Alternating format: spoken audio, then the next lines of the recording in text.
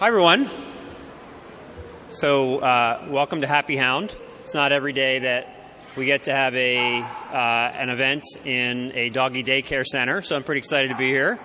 I have to say, I grew up with a dog, and we never had doggy daycare where I grew up in Pennsylvania, so I'm sure this is a wonderful service for all of your customers. So, I'm going to talk a little bit about some new news that we have at Google before handing it over to Suzanne and to David, who will explain a little bit about doggy daycare and a little bit about what's going on at Happy Hound. For the first time, Google is announcing the economic impact that we have in the state of California and in 49 other states. So when we look at our business, people think about Google as a search engine. The reality is Google is an engine of economic growth for small business. We've really built our business supporting small businesses like the Happy Hound. We have about 260,000 advertisers and publishers that we work with in the state of California. And we estimate that we generate about $14.1 billion worth of economic activity, of revenue, for those advertisers and publishers. So that's $14.1 billion worth of activity in the state of California alone. Now, let me give you a sense as to how we do that. You're all familiar with how Google Search works as a consumer. When you are looking for, let's say, doggy daycare in Oakland, you type that into the search box. What you might not be as familiar with is, let's see if this works. Does this work? All right. I'll just point over here. If you were to type doggy daycare into Google today, you would see a set of results on the left side, which are the Google algorithmic results. These are unbiased, what we call natural search results. And you can see the Happy Hound and Daycare Center is represented there on the map that we have right here, as well as in our algorithmic search results down here. Okay. Hello? So those are unpaid natural search listings, and every time a consumer were to click on either of these links, they would go off to the Happy Hound's website where they could express an indication of interest, find a phone number, and register for doggy daycare services. But in addition, we have our sponsored links, our paid advertising, which is how Google makes money, and also how the Happy Hound can control exactly what message they want to give to consumers. So every day we have millions of people searching on Google. Believe it or not, there are hundreds of thousands of searches for pet care every day in the United States, and some people, in the Oakland area may be typing in doggy daycare, and they will find the Happy Hound that way. So through these links, we drive traffic and people to the Happy Hound site, and that's how ultimately Suzanne and the Happy Hound can generate business, and she's going to talk a little bit about that. In addition, Google provides its advertising to publishers who can share in the revenue from Google advertising. So through a program that we call AdSense, we share advertising revenue that might be on the pages of a blog or the pages of a news site.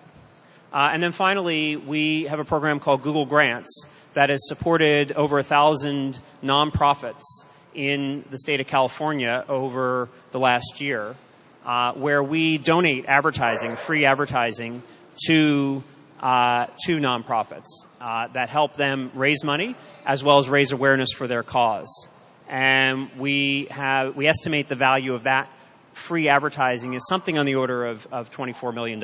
So when we add the economic impact from the traffic that we're driving to our advertiser sites and from the revenue that comes from that traffic for the likes of the Happy Hound, we come up with a number of about $14.1 billion in economic activity in the state of California.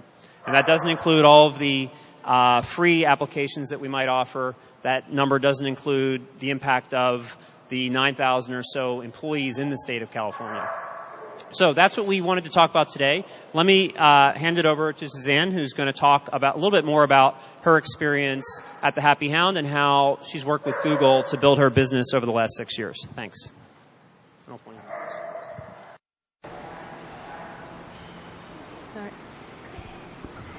All right. Thank you all for coming today. When I started Happy Hound 6.5 years ago, I walked into my warehouse and it was empty. And I realized that I needed to do something to get the dogs in. So on my computer, I found Google AdWords. And I'm by no means a techie person whatsoever. But Google AdWords was easy enough to walk me through to write a campaign to start advertising my business. Within 12 months of advertising, I did need to expand my business because I had more dogs requesting entrance into Happy Hound than I had space. Within 2 years, I had a waiting list for doggies wanting to get into Happy Hound. On an average, I assess or talk to 5 to 15 new clients every week wanting services from Happy Hound. Of all those clients coming in, I do ask them how have they heard about Happy Hound. And then on an average, about 70% of them say that they've heard of Happy Hound through Google and Google AdWords. My business primarily was built on doggy daycare and boarding. What doggy daycare is when dogs come in for the day, spend the day with us, and go home at the end of the day. Boarding, they check in for boarding, be it one night or weeks on end. So last year, I realized that I wanted to expand my business and expand my revenue with Happy Hound.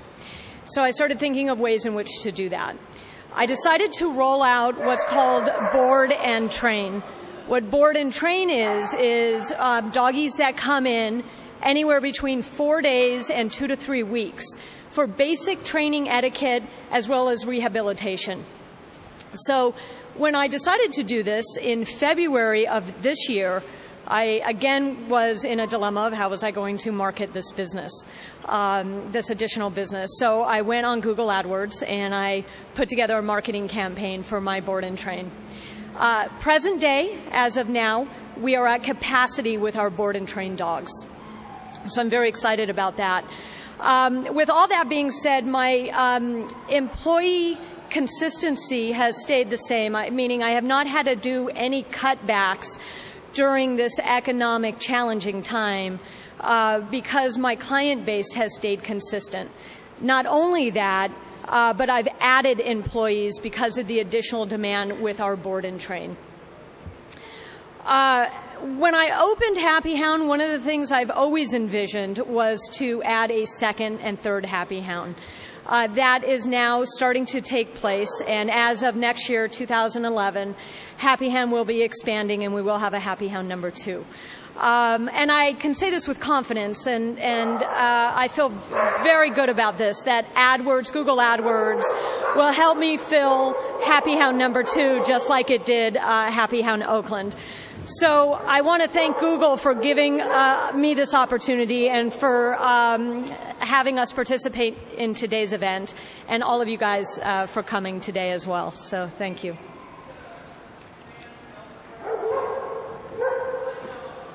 So thank you. Now we're going to hear from David Crane, advisor to the governor on economic matters. Thank you, Dennis, and congratulations, Suzanne. Well, today is a dream come true, actually, for me and the governor. I can't tell you that not a day goes by where the governor and I don't discuss how little Californians know about what businesses in California do and the impact of those businesses on California's jobs, economic growth, and state budget.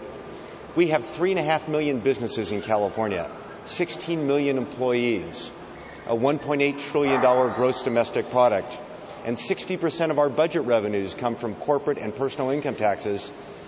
And yet very few people know that all these businesses are the ones that are responsible for generating that wealth.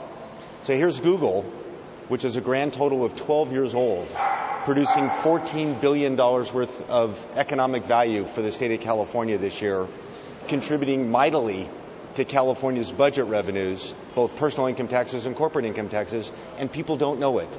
And people also don't recognize that small businesses are what drives most of the employment growth in California. So businesses like Happy Hound employ Californians, and millions of other businesses like Happy Hounds employ Californians, and they're desperately needed for economic growth, job growth, and budget revenue. So I'd love to attend one of these announcements every day. And I hope Californians gain a better understanding of how critical it is that these businesses flourish and that they exist in an environment, a petri dish, if you will, that allows them to grow as fast as they've grown and as successfully as they've grown. So congratulations, and thank you for having me here today.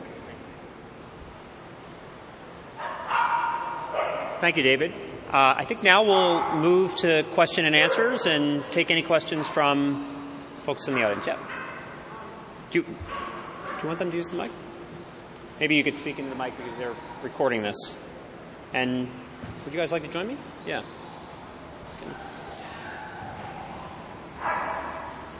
James Temple with the San Francisco Chronicle. Not to play the cynical journalist, but is it fair to say that Google is generating $14 billion of economic activity, or is it merely facilitating the economic activity? I mean, presumably, even if Google wasn't around, customers would be finding businesses through other means, through Yahoo, through the Yellow Pages, etc. So I'm just curious about your thoughts on that. So I guess my view, and I'll ask Suzanne to comment as well.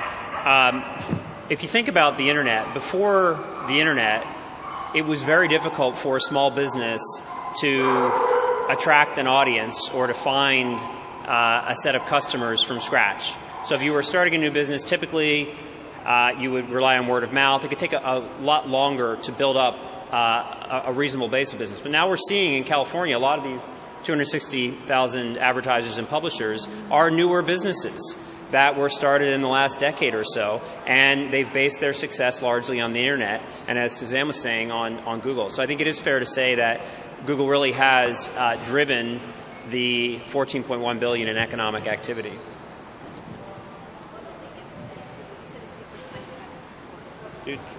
So the question was what? Yeah, the question was what was the impetus? So I think from our standpoint, as David was saying, a lot of people don't understand. First of all, they think of Google as a search engine, and they don't understand how it participates in the economy.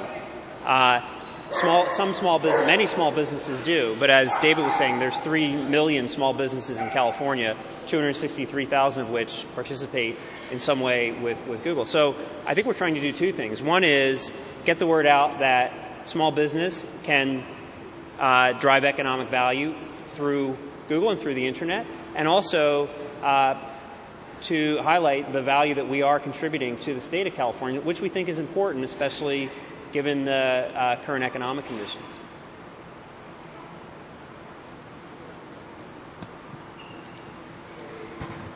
Hi, Greg Sterling, Search Engine Land. Two questions for Suzanne. Do you do any other kinds of advertising today, and have you in the past? That's sort of one question. The second question is, are you paying anybody to manage your AdWords program for you today? I am doing additional advertising. And what that consists of is I go out to vet offices, pet stores with my brochures. So we're doing the old-fashioned, if you will, kind of advertising. When I first started, I did do a variety of other types of advertising in magazines, pet-related magazines, what have you. It was expensive, and I really didn't get any value out of it. So I did kind of focus in on Google AdWords because it got me the best bang for the buck, so to speak. And I'm sorry, your second question? Your AdWords account. Okay, when I first started with Google AdWords, I was doing all of my own managing of the account. When I rolled out my board and train, because I am busy and I am assessing a lot of clients, I did hire an advertising agency to manage my Google AdWords. Hi, Tom Krasett with CNET. I just did all the searches for like doggy daycare with IE, doggy with a Y, dog daycare, and board and train, and I don't see your ad. So I'm wondering, which terms are you advertising on currently? I mean, you guys rank high in the listing, the generic or organic listing it's called, sorry. But I don't see your ad anywhere. You want me to address that? Sure. Okay, I have a set budget that I'm working with, and that budget directly impacts how often my ad shows. I can't take any more than 15 new client assessments a week, and I have been filling up for weeks, for not only this week but the following week. So I do limit the amount of money I spend because of the impact that the ads have. So my guess would be that's probably why it's not coming up on this search that you just did. Is that by month or week? It is by month. Yeah. But I think that speaks to the flexibility of the internet as an advertising medium. In traditional advertising, you would be committed for a period of time, and if you were if you have filled all of your slots for new dogs, you would have already paid for the advertisement. Whereas with internet advertising, you can control the spend, and choose to ramp your budget up or down depending on demand.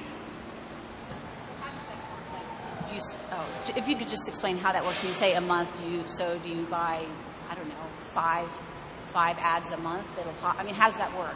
As I recall, it was. Somebody said it was an auction. Yeah, I could understand maybe that. I can just explain it. Yeah. So, again, this is another reason we're doing this. A lot of people don't understand how Google makes its money.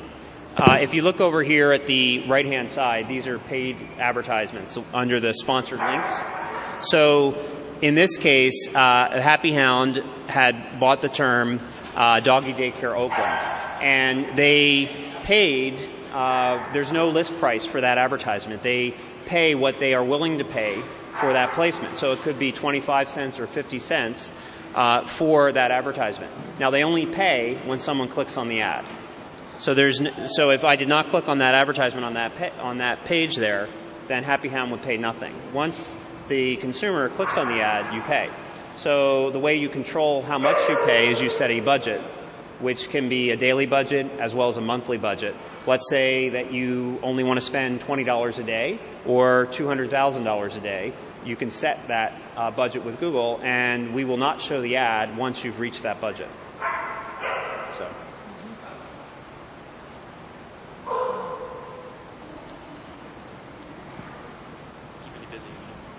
How many employees do you have here? I have 33 employees. Okay. And that's, have you grown very quickly? Have you been, because you mentioned you hadn't cut anybody during the last couple of years, but I wasn't sure if that meant you stayed flat or.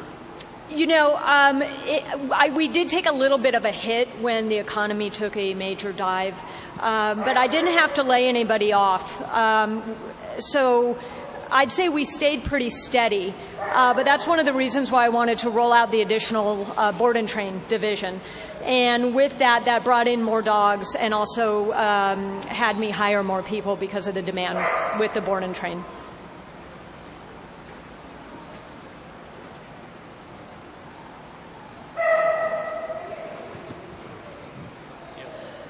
So one of the obstacles for small businesses in adopting AdWords is the perception of complexity, and that's something Google has long sought to overcome. What would you? Why were you? What motivated you to play with it and set up AdWords initially? Because a lot of small businesses in your position don't do that. They're busy, they're intimidated, whatever it is. My background is sales and marketing, and so I understood a few things. Number one, when I walked in, it's a 10,000 square foot warehouse. I had no dogs, and so I knew I needed to do something. And I am a true proponent in spending money to make money. And Google AdWords was just an obvious thing to do because of the popularity of the internet. And it allowed me, in fact, when I initially rolled out Google AdWords, I was pulling in clients as far away as Sacramento and San Jose. So I needed to target in on my geographic area just to be more focused in. So I never had the technology fear, if you will, on investing in advertising. And again, it was really easy. When I found it on the internet and I started exploring Google AdWords as an option, it was very easy for me to get in there and set up an ad and post it and figure out what my budget was going to be. So it was a very easy process for me. Has been, and can you tell us what your budget is, or what it has been, and what it's changed to? Sure. Initially, I spent thousands of dollars a month to ramp up my business. And I would say, was it a moneymaker right away? Not necessarily, but it did pay for itself. I'd say within the year, it was a very positive return on investment for me. Currently, I'm spending $400 a month on Google AdWords, and the return on investment with not only new clients for daycare and boarding, but my board and train is absolutely phenomenal. It's just amazing. So the $400 a month versus what's coming in on revenue is an easy option for my small business. So do you see any need to, or not need, but do you see any, you've established your reputation, your brand, so to speak. Are you going to pull down AdWords at any point, or are you going to continue with AdWords given that you've got a high organic ranking and good reviews and all of that? What's the relationship in your mind of the two? I intend to continue with AdWords only because now we're going to be building out a second Happy Hound. So I want to, as many clients as I can to get the word out about Happy Hound. It's just going to benefit Happy Hound too. So I intend to keep using it at this point. What's the difference in the clicks to your site and the conversions that you get off of that for your organic result versus your ad? Do you know the answer to that question? So are you asking her specifically about her business, or?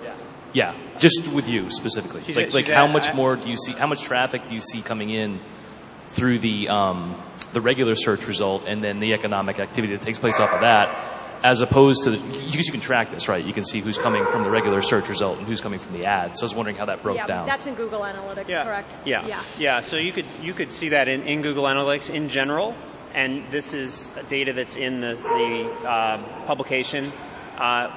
For every click on an advertisement, we tend to see about 5 clicks that are coming through the unpaid organic listings. So that gives you some sense as to what the source of leads could be for a small business, but that's a very general figure. Does that ratio apply to you? I would assume so. I could run a report to pull that information if you were interested in seeing that. Do you pay attention to Google Analytics? Are you tracking all this stuff? I mean, you said, interestingly, that you asked people where they came from, which is a common tactic to see the effectiveness of advertising.